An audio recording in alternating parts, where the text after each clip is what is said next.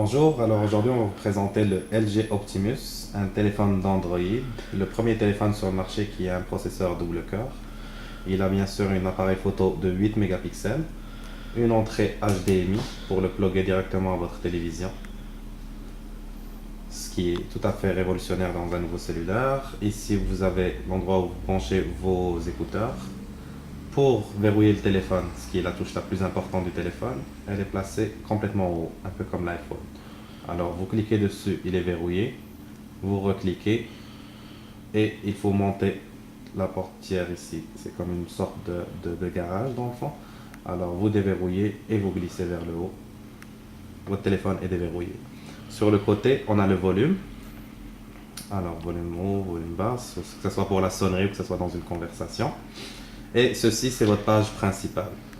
Alors, dans votre page principale, en bas, vous avez le téléphone, vous avez les contacts, les SMS et les applications. Vous avez un raccourci aussi au milieu pour la radio, si jamais vous voulez utiliser la radio ou bien le MP3. Alors, maintenant, si je vous montre le menu, si vous voulez aller au menu directement, vous appuyez sur application et toutes vos applications sont là, ainsi que les paramètres. Si vous voulez revenir, vous avez toujours dans le système Android, dans les téléphones qui utilisent cette plateforme-là, vous avez 4 touches en bas.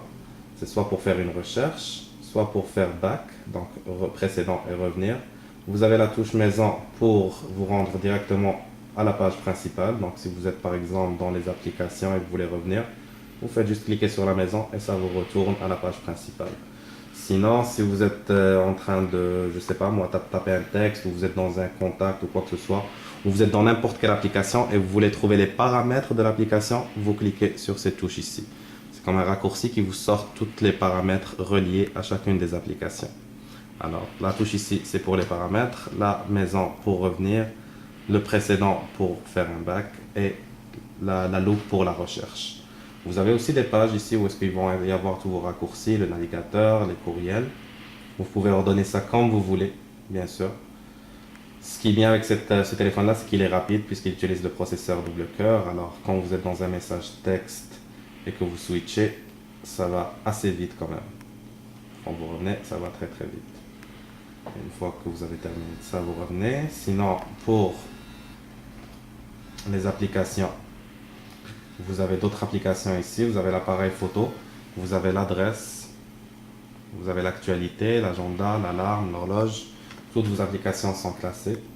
Vous pouvez, comme je vous ai dit, vous pouvez les bouger, vous pouvez les modifier comme vous voulez. La map ici, c'est pour le GPS. Memo, c'est pour enregistrer des notes. Vous avez le mode voiture. Vous avez Android Market pour aller acheter vos applications. Et en bas ici, vous avez YouTube, la tonalité, la sonnerie, etc. Une fois que vous avez terminé, quand vous choisissez votre application, vous naviguez. Quand vous avez terminé, vous faites précédent, précédent. Vous revenez à la page principale. Et bien important de toujours verrouiller votre téléphone comme ça.